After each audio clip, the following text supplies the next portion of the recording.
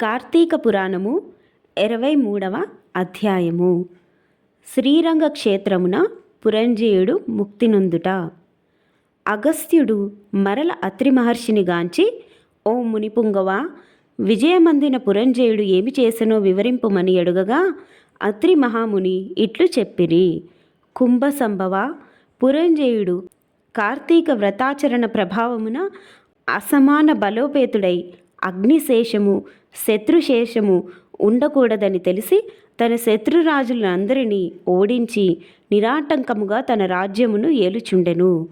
తన యొక్క విష్ణుభక్తి ప్రభావం వలన గొప్ప పరాక్రమవంతుడు, పవిత్రుడు, సత్యదీక్షా తత్పరుడు, నిత్యాన్నదాత, భక్తిప్రియవాది, తేజోవంతుడు, వేదాంగవేత్తయ్యి ఉండెను.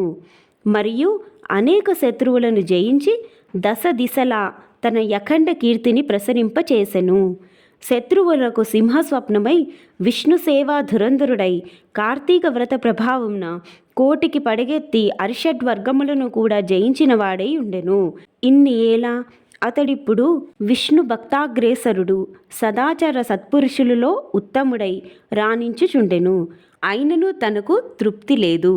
ఏ దేశమున, ఏ కాలమున, ఏ క్షేత్రమున ఏ విధముగా శ్రీహరిని పూజించిన కృతార్థుడనగుదునా అని విచారించుచుండగా, ఒకానొక నాడు అశరీరవాణి, పురంజయ, కావేరీ తీరమున శ్రీరంగ క్షేత్రమున్నది. దానిని 2వ వైకుంఠమని పిలిచెదరు. నీవచటకేగి శ్రీరంగనాథస్వామిని అర్చింపుము. నీవీ సంసార సాగరమును దాటి మోక్షప్రాప్తి నొందుదువు అని పలికెను. అంతట పురంజయుడు ఆ యశరీరవాణి వాక్యములు విని రాజ్యభారమును మంత్రులకు అప్పగించి సపరివారముగా బయలుదేరి మార్గమధ్యమునున్న పుణ్యక్షేత్రములను దర్శించుచు ఆయా దేవతలను సేవించుచు పుణ్యనదులలో స్నానము చేయుచు శ్రీరంగమును చేరుకొనెను.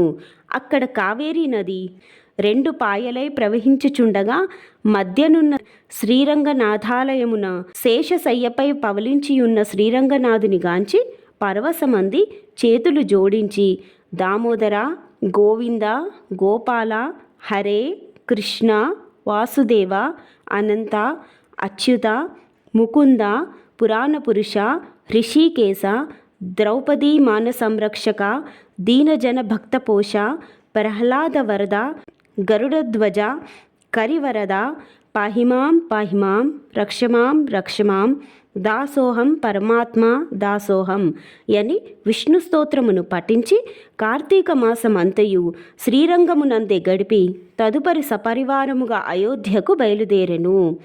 పురంజయుడు శ్రీరంగనాథస్వామి సమక్షమున కార్తీక మాసములో చేసిన వ్రతముల మహిమ వలన అతని రాజ్యమందలి జనులందరూ సిరి సంపదలతో, పాడి పంటలతో, ధనధాన్యాలతో, ఆయురారోగ్యములతో నుండిరి. అయోధ్యానగరము దృఢతర ప్రాకారములు కలిగి, తోరణ యంత్రద్వారములు కలిగి, మనోహర గృహ గోపురాదులతో చతురంగ సైన్య సంయుతమై ప్రకాశించుచుండెను.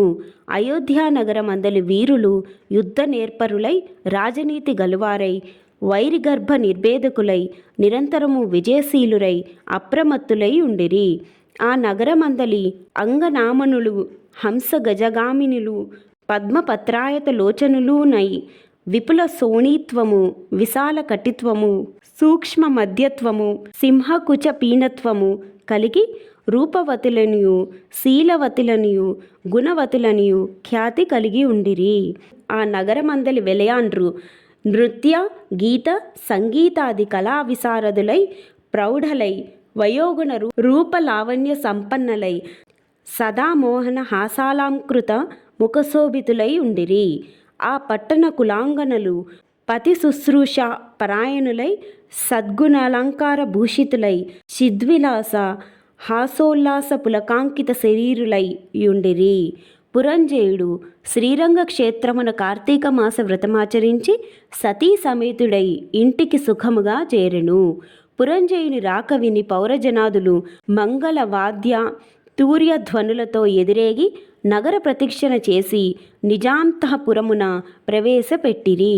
అతడు ధర్మాభిలాషి అయి, దైవభక్తి పరాయణుడై రాజ్యపాలన మొనర్చుచు కొంతకాలము గడిపి వృద్ధాప్యము వచ్చుటచే ఐహిక వాంఛలను వదులుకొని తన కుమారునికి రాజ్యభారమునప్పగించి పట్టాభిషిక్తుని చేసి తాను వానప్రస్థాశ్రమము స్వీకరించి అరణ్యమునకేగెను.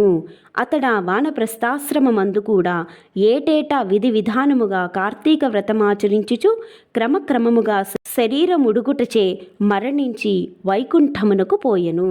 కావున ఓ యగస్య, కార్తీక వ్రతము అత్యంత ఫలప్రదమైన మహత్యము కలది. దానిని ప్రతి వారును ఆచరించవలెను. ఈ కథ చదివిన వారికి, చదివినప్పుడు వినువారికి కూడా వైకుంఠ ప్రాప్తి కలుగును. ఇట్లు స్కాంద పురాణాంతర్గత వశిష్ఠ ప్రోక్త కార్తీక మహత్యమందలి 23వ 23వ రోజు పారాయణము సమాప్తము. శివార్పణమస్తు.